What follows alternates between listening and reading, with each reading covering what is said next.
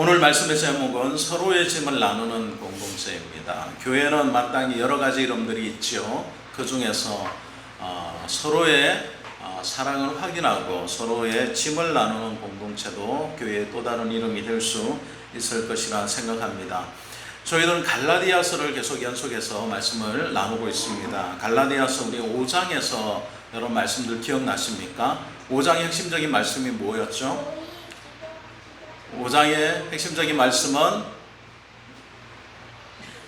성령의 열매가 나오죠. 5장에 그죠? 언제적 그런 말씀을 하셨나? 라는 표정으로 저를 보시는데 5장에는 성령의 열매에 대한 부분들이 나오고 성령을 따라 살아야 된다라고 이렇게 공부하고 있지 않습니까? 그죠? 6장에 넘어가면 갈라디아서 6장에서는 이제 성령을 따라 사는 삶이 공동체 안에서 어떻게 드러나는지를 구체적으로 바울 사도가 우리에게 설명해 주고 있는 말씀입니다. 여러분, 복음은 어떤 것입니까? 복음은 예수 그리스도께서 나를 위하여 십자가에서 죽으셨다는 것을 내가 믿을 때 내가 하나님의 자녀로서의 구원을 받는다라는 복된 소식이다라는 것이 복음이죠. 자, 우리가 리딩 지저스를 통하여서 복음이라는 또 다른 개념을 하나 찾았습니다. 그죠? 뭐였죠? 하나님께서 우리를 통치하시고 네, 하나님의 통치가 바로 복음이다. 하나님 나라의 임재가 바로 복음이다 라는 우리 소그룹에서 나눴죠. 그죠?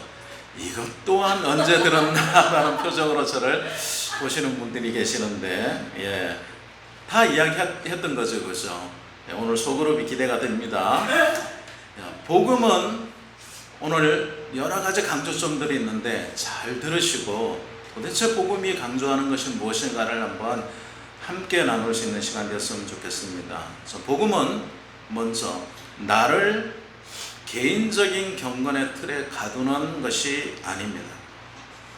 복음은 자기 자신만 잘 되는 것이 아니라는 거예요. 우리가 예수님 믿고 나서 이렇게 예배드리고 주일날 나와서 예배드리고 기도하고 찬송할 때 기쁨이 있고 마음의 변화가 있고 그리고 문제가 해결되기도 하고 다시 하나님 앞에 나오고 싶은 마음이 붙들릴 때가 있죠. 그렇죠? 늘 그런 건 아니지만 그럴 때가 많지 않습니까? 그런데 문제가 뭐냐면 자기 자신에게만 함몰되는 경우가 많이 있다라는 거예요. 그래서 내가 기도해서 내가 응답받고 내가 잘 되는데 목적을 가지고 교회에 오시는 분들이 의외로 많다라는 거예요. 그래서 교회에 와서 나 자신이 잘 되는 것에 너무 함몰하다 보니 어떤 문제가 생길까요? 다른 사람들이 눈에 보이지 않게 된다라는 거예요. 다른 사람들이 눈에 보이지 않아요. 나만 하나님 앞에서 잘 되면 돼요. 그런데 이 복음은 개인적인 그런 경건의 틀에 자신을 가두는 것이 아니라는 거예요. 우리가 하나님의 복음을 알고 복음을 믿는 자로서 살아갈 때에 개인이 잘 된다라는 것이 하나님 주신 은혜죠. 그렇지만 더 나아가서 개인뿐만 아니라 그 복음이 공동체를 향하고 있다는 사실을 우리가 알 필요가 있다는 것입니다. 그래서 복음은 나를 구원받은 자로 부르셨을 뿐만 아니라 그리스도의 몸의 지체로서 나를 부르셨다는 것을 우리가 알아야 한다는 거예요. 그리스도의 몸의 지체라는 것은 무엇입니까? 많은 지체가 있죠. 우리 몸에는 많은 지체가 있죠. 눈도 있고 코도 있고 손가락도 있고 발가락도 있고 그죠? 때로는 발톱도 있습니다. 그런데 이게 다 중요한 역할들이 있습니다. 그래서 무엇 하나 버릴 것이 없다라고 이야기를 합니다. 지체의식이란 무엇입니까? 우리 모든 교회 공동체 안에서 한 사람 한 사람이 다 소중하고 중요하다라는 것입니다. 그 의식이 우리 가운데 있어야 된다라는 거죠. 만약 그렇지 않으면 어떤 일이 일어날까요? 우리는 하나님께서 우리를 나 혼자만을 사랑하셔서 부른 것처럼 착각하고 신앙생활을 할 수도 있게 된다라는 겁니다. 그렇지 않다는 것입니다. 우리는 그리스도의 몸의 지체로 우리를 부르셨다라는 것을 잊지 않아야 됩니다. 그래서 오늘 본문은 복음을 믿는 사람들이 그럼 어떻게 서로 하나가 될 것인가? 어떻게 그 공동체 안에서 어려움을 당하고 있는 사람을 도와줄 것인가? 그리고 어떻게 하면 이 개인적인 영성과 공동체 안에서의 돌봄이 균형을 유지하게 될 것인가를 우리에게 가르쳐 준다라는 것입니다. 자, 더 쉽게 말씀을 드리자면 이런 겁니다. 우리 교회 안에서 어려움을 당하고 있는 지체가 있습니다. 마음이 힘들고 육체적으로 병들고 경제적으로 힘든 지체들이 있을 때 여러분 어떻게 해야 될까요? 어떻게 하는 것이 맞습니까? 기도하고 도와주고 어떻게 해야 되죠? 네? 안아주고 예, 안아줘야 되죠. 안아줘야 되죠. 그런데 보통 어떻게 합니까? 내 기도하기도 급급한데 어떻게 저 사람 기도까지 내가 하나라고 할 때가 많죠. 내가 경제적으로 어려운데 저 사람은 어떻게 내가 도와주나. 내가 육체적으로 연약한데 저 사람이 나보다 덜 아픈 것 같은데 내가 어떻게 저 사람의 마음을 위로하나 라는 생각이 들어온다라는 거죠. 그렇게 되면 어떻게 될까요? 공동체 의식 자체가 무너지게 된다는 겁니다. 나 자신만을 보게 되고 나 자신의 문제에 함몰되게 되기 때문에 다른 사람들은 신경 쓰지 않게 된다는 거예요. 그래서 오늘 바울 사도가 오늘 1절에서 5절까지 짧은 말씀이지만 이 안에서 여러 가지 권고를 우리에게 하고 있는데 그 말씀들이 우리가 한번 얼마나 중요한 말씀인지를 1절부터 살펴보려고 합니다. 자, 1절 말씀 우리 함께 읽겠습니다. 한 번 더 시작. 형제들아, 사람이 무슨 범죄한 일이 드러나거든 신령한 너희는 온유한 심령으로 그러한 자를 바로잡고 너 자신을 살펴보아 너도 시험을 받을까 두려워하라. 자, 공동체 안에서 어렵고 힘든 사람 도와주는 것은 인지상정이에요. 그죠? 그런데 문제는 어떨 때 생깁니까? 공동체 안에서 나쁜 짓을 한 사람이 드러난 거예요. 여기서 이야기한 건 범죄한 일이 드러나거든 이라고 이렇게 제안을 뒀습니다. 좋은 일에 어려움을 당하고 있으면 당연히 도와줘야 되죠. 근데 범죄한 일은 그럼 어떻게 해야 될까요? 어떻게 하는 게 좋겠습니까?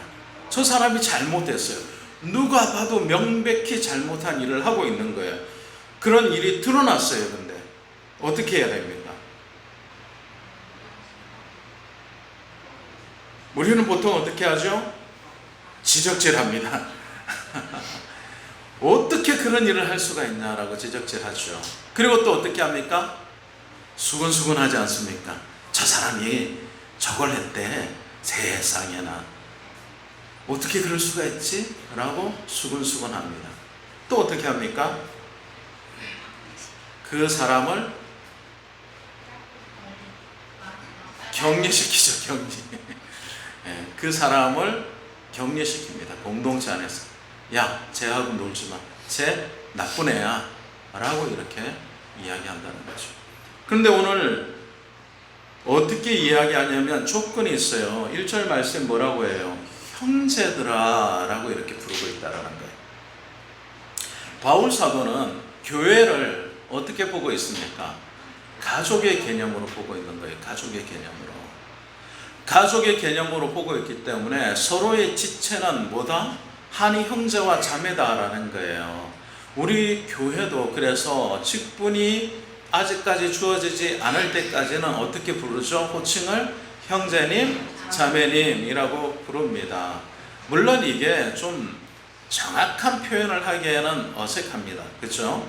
뭐 형님 하든지 아니면은 누님 이렇게 하는 게 맞는 거예요. 우리 정서상으로는. 그죠?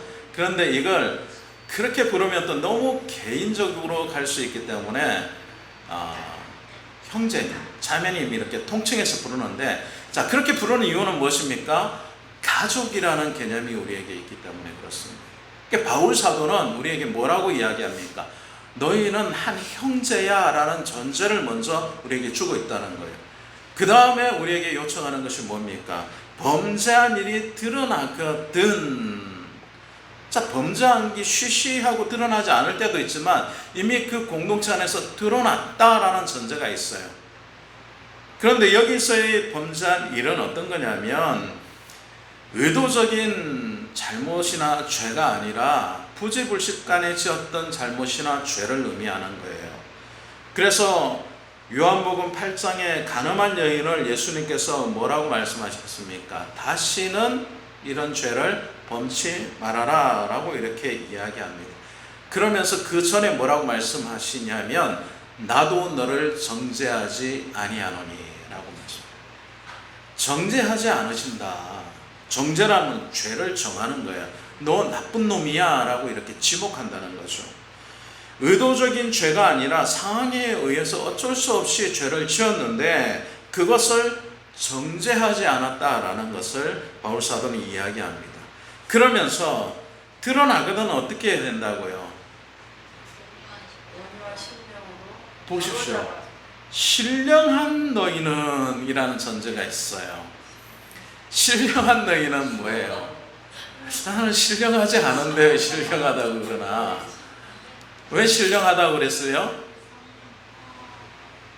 그 사람보다 내가 조금 더 뭐하다는 거예요? 낫다라는 의미를 가지고 있어요. 근데 여기서 신령하다라는 것은 그리스도 안에서 하나 되었다라는 의미가 더 크다는 것입니다.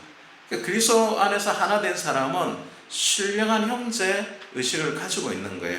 그러니까 신령한 너희는 이라고 할 때는 다른 사람보다 내가 낫다라는 의미보다는 한 형제 되었던 너희는 이라는 중복적인 의미를 가지고 있습니다. 그런데 어떻게 하죠? 어떻게 하라고요? 너희는 온유한 심령을 가져야 된다. 정죄하려면 강박한 심령이 들어오게 되죠.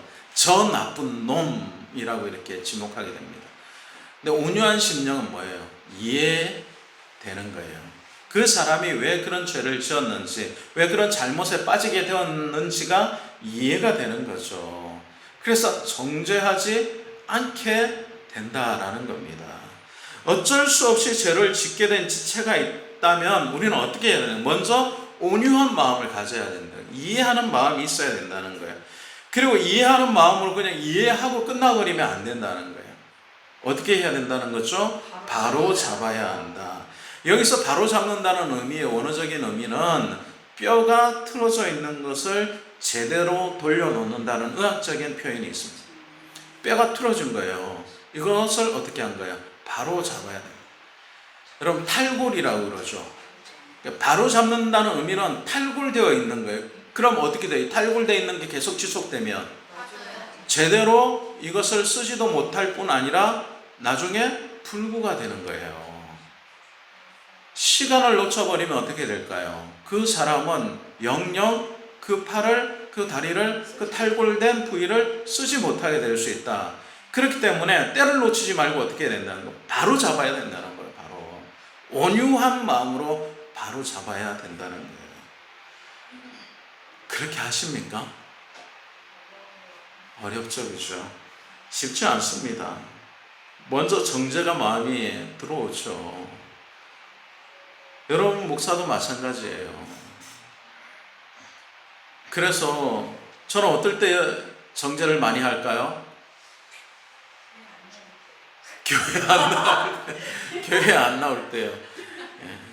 교회 안 나올 때, 그래, 교회 안 나올 때도 정죄될 때 있습니다. 예. 서로 다툴 때 정죄되는 경우가 많습니다. 서로 마음을 상해할 때 정죄되는 경우가 많습니다. 어떻게 저 사람이 저거밖에 못하지? 왜 저 사람이 저 정도는 참아주지 않지라는 마음이 들어오더라는 거죠.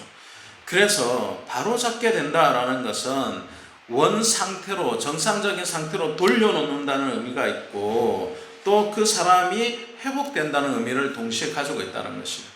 그래서 우리 지체들 가운데서 부지불식간에 죄를 범하거나 잘못한 일이 드러났을 때 우리는 그 사람을 정죄하기보다는 어떻게 온유한 마음으로 먼저 바로 잡아야 된다. 바로 잡는다는 정상적인 상태로 돌려놓을 수 있어야 된다라는 거예요.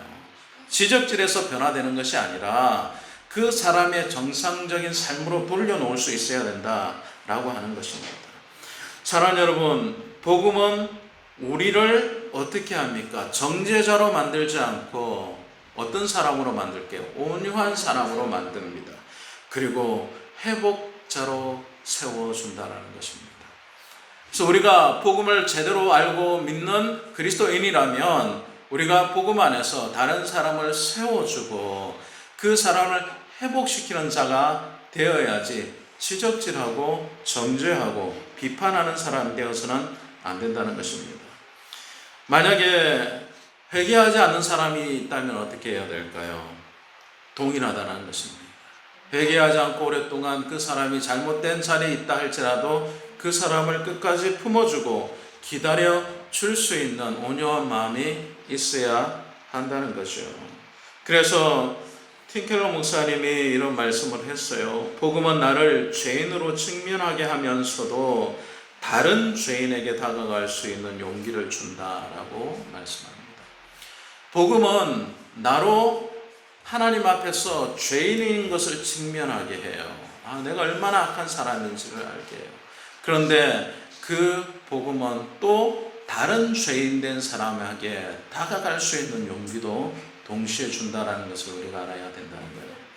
그래서 중요한 것은 무엇입니까? 공동체 안에서 서로 정죄하고 비판하고 지적질하는 것이 아니라 온유하게 바로 잡을 수 있어야 한다는 겁니다. 근데 이 온유함이 여러분 결코 쉽지 않다는데 우리의 어려움이 있습니다. 개인적인 성품으로 참는 것은요 한계가 있어요. 한 번, 두 번, 세 번까지는 돼요. 그런데 어떻게 해요? 더 많아지면 우리는 꼭 이야기하죠. 내가 몇 번을 참았는데 라고 꼭 이야기하지 않습니까? 자녀들을 양육하는 부모님들이 늘 하는 말씀이 그거죠. 그죠? 내가 몇 번째 얘기하는 거야 라고 강조를 하지 않습니까? 그게 왜죠? 내가 참았다라는 것을 강조하는 거예요.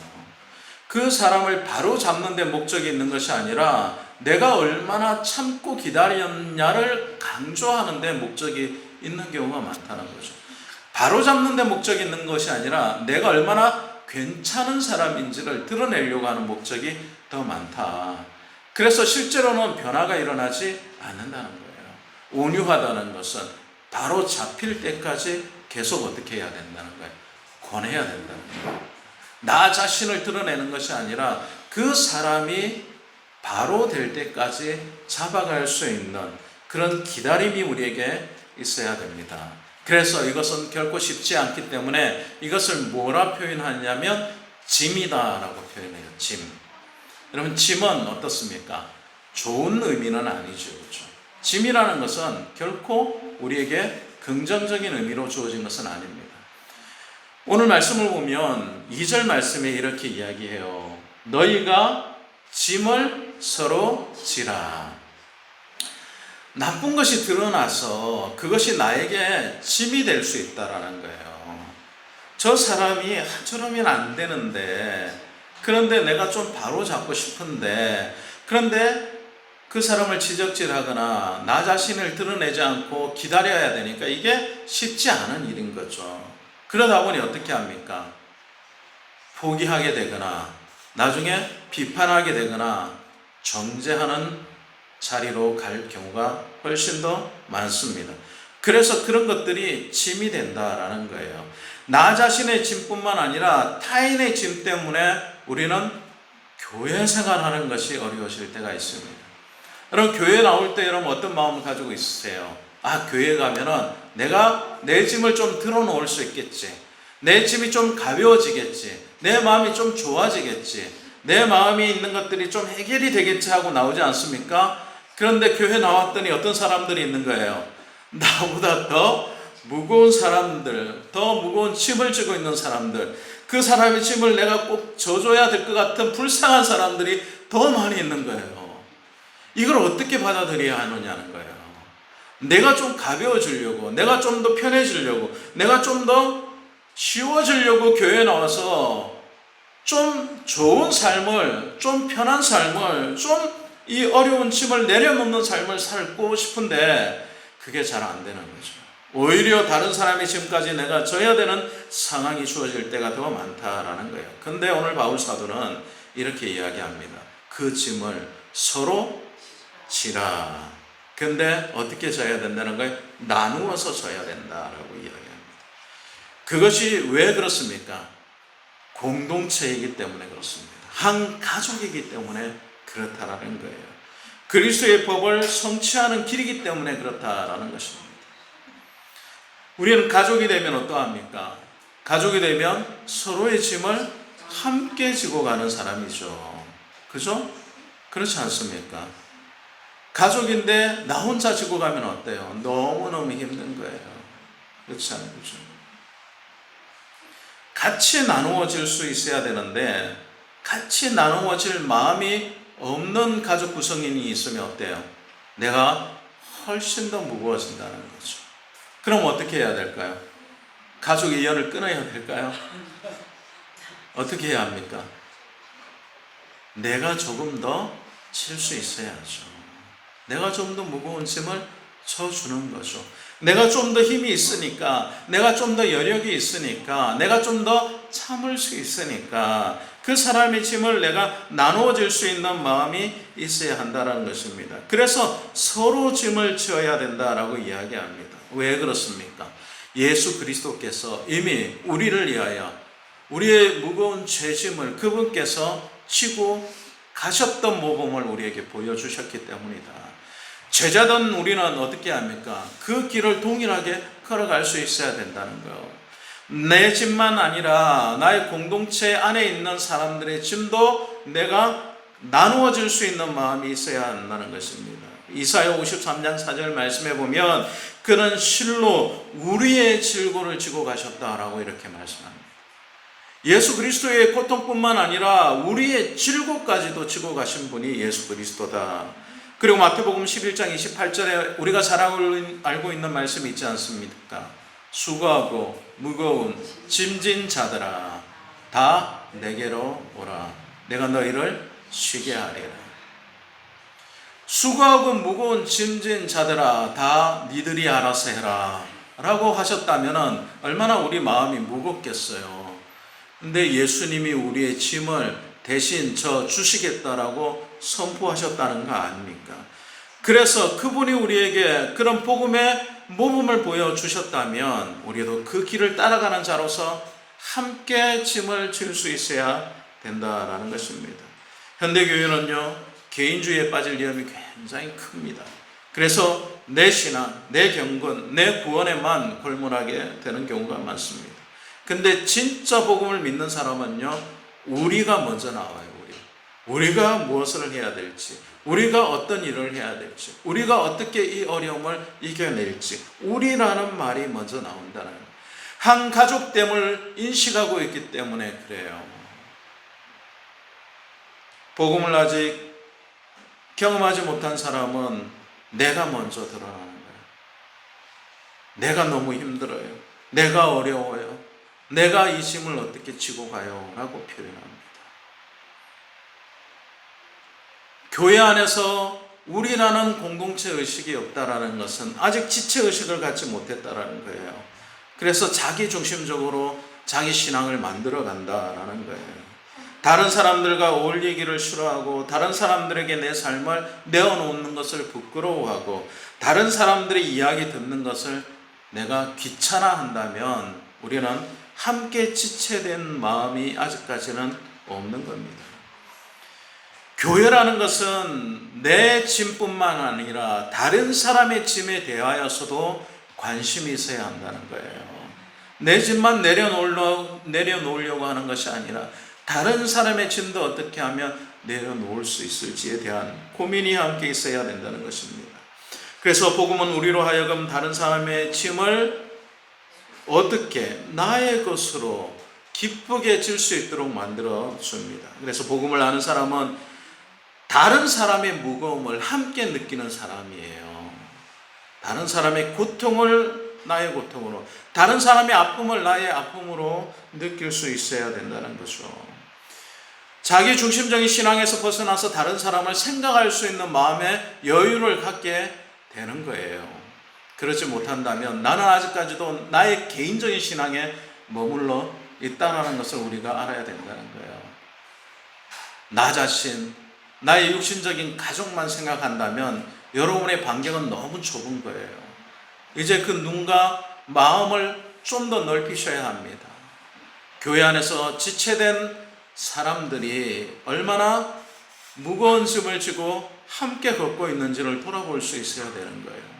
그러지 못한다면 우리는 교회됨을 제대로 누리지 못하고 있는 것과 마찬가지입니다. 공동체는 서로의 짐을 줄여주는 공동체여야 합니다. 비판하거나 비교하거나 수근거리거나 하는 것이 아니라 같이 눈물을 흘릴 수 있어야 되고요. 같이 어떻게 해야 합니까? 그 무거운 짐을 나누어 질 수 있는 공동체가 되어야 한다는 것입니다. 요한복음 13장 34절 말씀에 그래서 내가 너희를 사랑한 것 같이 너희도 서로 사랑하라 라고 예수님께서 말씀하셨어요. 내가 너희를 사랑한 것 같이 너도 나를 사랑해 라고 말씀하지 않고 내가 너희를 사랑한 것 같이 너희도 서로 사랑하라 라고 공동체 의식을 우리에게 주셨다라는 겁니다. 사랑하는 여러분, 여러분들은 어떤 마음을 가지고 교회에 나오고 있습니까? 혹시 여러분 자신만의 신앙을 가지고 함몰되어 있지는 않습니까? 우리가 우리의 마음을 함께 나눌 수 있어야 하겠습니다. 에어컨 한번 틀어주시겠어요? 자, 3절 4절 말씀 우리 함께 또 한번 같이 읽었으면 좋겠습니다. 3절 4절 말씀 시작. 만일 누가 아무것도 되지 못하고 된 줄로 생각하면 스스로 속임이라. 각각 자기의 일을 살피라. 그리하면 자랑할 것이 자기에는 있어도 남에게는 있지 아니하리니. 자, 여기에서 바울 사도는 자기 기만의 위험을 경고하고 있습니다. 내가 그래도 다른 사람보다는 좀 낫지 않아? 나는 저 사람처럼 죄를 짓지 않았잖아 라고 이렇게 생각하는 사람들이 있다는 거예요. 그래서 아무것도 되지 못하고 된 줄로 생각하는 거예요. 내가 완전히 성숙된 사람이라고 착각하고 살아가는 거죠. 그러다 보니 뭐가 생깁니까? 비교의식이 생기는 거예요. 쟤보다는 내가 좀 더 나아. 쟤보다는 내가 좀 더 신앙생활 잘하고 있는 것 같아. 쟤보다는 내가 좀 더 좋은 사람이야 라는 의식을 가지고 비교하는 자만감이 들어올 수 있다는 거죠. 그런 마음이 어떻게 합니까? 공동체를 무너뜨리게 된다는 거예요. 각자 도생의 시대라고 이야기합니다. 아무도 나를 도와주지 않는 세상이다라고 이야기를 하죠. 세상은 맞아요. 서로 자기 살기에 급급합니다. 그런데 세상이 주는 그 철학과 사상과 생각을 예수 믿는 사람들도 동일하게 교회에 가지고 와서 나만 잘 믿으면 돼, 나만 잘 되면 돼, 나만 복 받으면 돼 라고 살아가는 경우가 얼마나 많습니까? 그런데 더 한 단계 더 나아가서 쟤보다는 내가 나아, 쟤보다는 내가 더 복 많이 받았어, 쟤보다는 내가 하나님이 나를 더 사랑하셔 라고 이런 자만감에 혹시 살아가고 있다면, 신앙생활하고 있다면 그것은 공동체 의식을 깨트리는 가장 중요한 요인이 된다라는 것입니다. 그래서 복음은 자기 자랑이 아니라 누구 자랑으로 바꾸어져야 합니까? 예수 자랑으로 바뀌어져야 된다는 거예요. 내가 자랑할 게 뭐가 있어요? 이런 걸 뭐라고 이야기합니까? 도토리 키재기라고 이야기하는 거예요. 50보 100보인 거예요. 그래서 성경에는 먼저 된 자가 나중 될 수 있다라는 것을 경고하지 않습니까? 내가 지금은 좀 더 나은 것 같고, 내가 조금 더 기도 많이 하는 것 같고, 내가 좀 더 복 많이 받은 것 같고, 내가 좀 더 신앙생활을 오래 한 것 같고, 내가 좀 더 하나님과 가까운 것 같은데 이게 50보 100보라는 겁니다. 별 차이 없어요. 그렇기 때문에 자랑할 것이 없다라는 거예요. 누구만 자랑할 수 있어야 된다는 거예요. 예수님만 자랑할 수 있어야 된다는 거죠. 그래서 아까도 언급했던 팀켈러 목사님이 아주 유명한 말씀을 했어요. 나는 복음 안에서 내가 생각했던 것보다 훨씬 더 죄인이고 동시에 훨씬 더 사랑받는 존재다라고 이렇게 이야기했다는 거예요.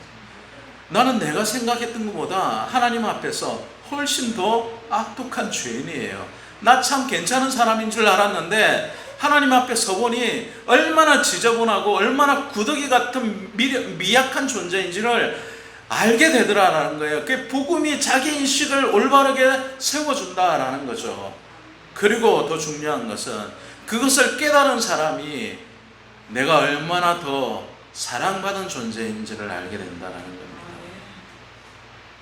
제가 요즘에요, 아내하고 잘 싸우지를 않습니다. 옛날에는 정말 많이 싸웠어요. 정말 많이 싸운 이유가 뭘까요? 아주 사소한 겁니다. 별거 아닌 것 가지고 싸워요. 그래서 요즘에는 어떤 마음을 가지고 있냐면, 요즘에는요, 저 사람이 나보다 나라는 마음을 가지고 있어요. 왜냐하면 실제로 그런 마음이 있어요. 제 아내가 보기에는 어떨지 모르지만 참 잘 참습니다. 참 오랫동안 참아요. 속이 골물 때까지 참아요. 제가 그걸 모르고 살았어요. 젊었을 때는 제가 잘난 줄 알았어요. 그래서 어떻게 해요? 내가 더 잘났으니까 당신은 내 말을 들어야 돼 라는 마음을 가지고 있어요. 그러니 계속 싸우는 거예요. 계속 살아보니 저 사람이 나보다 더 낫구나 라는 것을 뒤늦게서 알게 됐어요.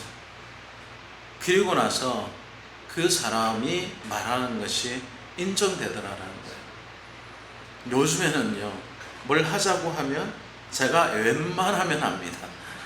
웬만하다는 것은 몸이 안 따라주면 안 한다는 거예요. 그러니까 몸이 따라주면 합니다. 여보 설거지 좀 해. 예, 설거지.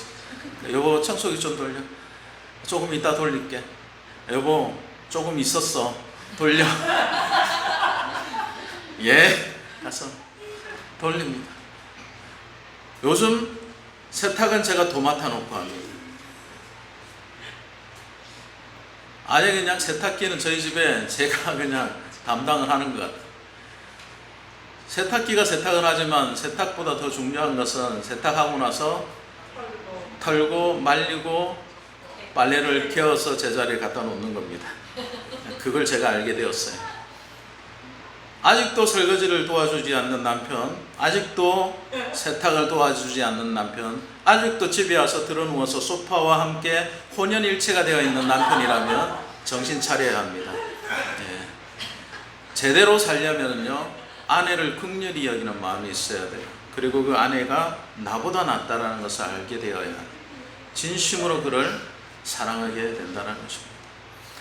내가 얼마나 내가 생각했던 것보다 훨씬 더 죄인이며 내가 동시에 하나님 앞에서 얼마나 귀하게 사랑받는 존재를 알게 될 때 올바른 복음의식을 가지게 된다는 것입니다. 그래서 오늘 말씀은 자기 일을 살피라라고 이야기합니다. 자기를 살필 수 있어야 된다는 거예요. 네가 어떤 존재인지를 알아야 돼 라고 바울사도는 지적하고 있는 겁니다. 어떤 존재입니까? 내가 그렇게 훌륭한 존재입니까? 그렇지 않다라는 거예요. 대단한 존재인 줄 알았는데 사실 별로 그렇지 않다는 거예요. 그래서 나의 부족함을 교회 공동체 안에서 어떻게 해요? 서로 나누어질 수 있어야 되는 거예요. 나의 부족함을 어떻게 해요? 인정할 수 있는 마음이 있어야 된다는 거예요. 그것을 교묘하게 감추고 숨기고 얘기하지 않고 포장할 게 아니라 나 이렇게 부족한 사람이야, 나 연약한 사람이야 라고 인정하고 드러내어놓고 어떻게 해야 한다는 겁니까? 나의 짐을 조금 져줬으면 좋겠어 라고 서로의 짐을 질 수 있는 공동체가 되는 것이 올바른 교회 간이다라는 것입니다. 자, 마지막으로 5절 말씀 우리 살피고 말씀을 끝맺으려고 하는데요. 5절 말씀에 반전이 있습니다. 지금까지 바울사도는 우리에게 무엇을 요구하고 있습니까? 지체의식, 한 가족이다, 서로의 짐을 지라 라고 이렇게 말씀했지 않습니까? 너 대단한 존재 아니야. 그러니까 어떻게 해야 된다? 서로 나누어져야 돼 라고 이렇게 표현하지 않았습니까? 그런데 오늘 5절 말씀이 뭐라고 이야기하죠? 함께 읽겠습니다. 시작. 각각 자기의 짐을 질 것이라. 나누어져야 되는데 또 책임이 있는 것이 있는데 자기 짐은 어떻게 해야 되나? 자기가 질 수 있어야 된다는 거예요. 2절 말씀에는 서로의 짐을 지라라고 이야기했고 5절 말씀에는 각각 자기의 짐을 지라라고 하는 거예요. 그런데 2절 말씀과 5절 말씀의 짐이 사실은 조금 달라요. 의미가. 2절 말씀에는 그 짐은 삶의 무게, 연약함, 외적인 고난 이런 것들이에요. 그런데 5절 말씀에는 뭐예요? 하나님 앞에서의 개인적인 책임을 의미하는 거예요. 내가 하나님 앞에서 개인적으로 져야 할 책임은 어떻게 해야 합니까? 내가 져야 된다는 거예요. 그 책임을 다른 사람이 져줄 수 없다는 거예요. 아, 저 사람이 내 짐을 좀 대신 져줬으니까 저 사람이 책임질 거야 라고 하면 안 된다는 거예요. 예를 들면 이런 거예요. 아, 권사님이 나를 위해서 기도하니까 나는 기도하지 않아도 하나님이 이해하실 거야. 집사님이 나를 위해서 지금 헌신하고 있으니까 나는 조금 뒷짐지고 있어도 괜찮을 거야. 그게 뭐예요? 그게 자기 짐을 지지 않는 거라는 거예요. 개인적인 책임을 뭐하고 있는 거예요? 회피하고 있는 거라는 거예요. 예수님께서 우리 죄를 대신 지셨다고 해서 우리가 책임 없는 삶을 살아도 된다는 뜻이 아닙니다. 예수 믿는 사람은요, 구원받았기 때문에 막 살면 안 됩니다. 그게 책임 있는 삶이에요. 그게 제자도의 삶이라는 거예요. 그냥 막 살아가는 것은 예수 믿지 않는 삶이에요. 우리가 빌립보서 2장 12절 13절 말씀에 그래서 바울 사도가 말하기를 두렵고 떨림으로 너희 구원을 이루라 라고 이렇게 권고한 것 아닙니까? 구원을 우리가 만들어갈 수는 없어요. 우리가 구원을 인위적으로 받을 수는 없습니다. 그러나 중요한 것은 구원받은 사람은 반드시 구원받은 사람으로서의 책임이 주어졌다는 것을 잊지 말아야 한다는 것입니다. 그래서 공동체는, 교회는 서로의 짐을 지는 돌봄과 자기 자신의 책임이 서로 공존하는 공동체입니다. 다른 사람의 짐도 져야 되고 자기 짐은 자기가 책임질 수 있어야 된다는 거예요. 누군가를 도와줄 수는 있지만 그 사람의 도움이 하나님 앞에서의 책임까지 대신할 수는 없다라는 거예요. 어떤 분이 그렇게 이야기했대죠. 이건 그냥 흘러가는 얘기인데요. 나이 많은 할머니가 한 분이 살고 계셨는데 목사님이 늘 가서 할머니 예수 믿고 천국 가셔야죠 이렇게 얘기하시는 거예요. 전도하신 거예요. 그러니까 할머니가 늘 하시는 말씀이 뭐냐면 우리 며느리가 잘 믿고 있으니까 며느리 잘 믿고 며느리 나중에 천국 갈 때 내가 치맛자락 붙잡고 올라가면 돼 라고 얘기하셨다는 거예요. 구원이 그렇습니까? 며느리 치맛자락 잡고 올라갈 정도면 그건 구원이 아닌 거죠. 다른 사람의 기도로 내가 지금 겨우 숨쉬고 있다면 그건 그리스도의 모습은 아닌 거예요. 여러분들이 해야 될 말씀, 여러분들이 해야 될 기도, 여러분들이 해야 될 헌신, 여러분들이 하나님 앞에서 가져야 될 책임감, 이건 각기 자기에게 주어진 거예요. 그래서 예수님께서 뭐라고 말씀하셨습니까? 자기의 십자가를 지고 나를 따르라 라고 말씀하신 겁니다. 자기의 십자가가 있는 거예요. 그 십자가는 자기의 책임이다라는 겁니다. 사랑하는 여러분, 오늘 말씀을 통하여서 우리는 교회 공동체에 서로의 돌봄과 짐을 나누어야 된 것에 대하여 우리가 하나님 말씀을 나누었고, 또한 그에 반하는 자기 자신의 책임도 있다는 것을 함께 살펴보았습니다. 복음은 나 하나 구원하는 진리가 아닙니다. 복음이라는 것은 우리를 새로운 공동체로 이끌고 그 안에서 서로의 짐을 지게 하고 회복시키고 자기를 돌보고 살피는 사람으로 변화시킵니다. 그리스도께서 우리의 짐을 지셨듯이 우리도 우리 형제의 짐을 지는 사람이 되어야 할 것입니다. 그때 우리는 진짜 복음을 알게 되고 그리고 그 복음으로 말미암아 정말 공동체다운 공동체를 느끼게 될 것입니다. 다시 말씀드리지만 복음은 혼자 살아가는 자를 위한 소식이 아닙니다. 복음은 공동체를 만들어냅니다. 서로의 짐을 지게 만들어낸다는 거예요. 죄지은 형제를 회복시키고 무거운 짐을 서로 나누게 하고 자기의 정직을 살필 수 있어야 된다는 거예요. 그리고 자기 자신을 책임질 수 있는 그런 인생을 감당하는 공동체가 올바른 복음을 드러내는 공동체이자 교회라는 것입니다. 이것이 바울사도 우리에게 권고한 말씀입니다. 사랑하는 여러분, 여러분들은 지금 어떤 마음으로 교회에 나와서 신앙생활을 하고 여러분의 삶을 영위하고 있습니까? 우리 자신을 돌아보아서 다른 사람을 함께 가는 동반자로 한 형제 자매된 가족으로 볼 수 있기를 원합니다. 또한 자기 자신을 돌아보아 하나님 앞에서 자기의 짐을 올바로 질 수 있는 저와 여러분 될 수 있기를 주님의 이름으로 간절히 권면드립니다.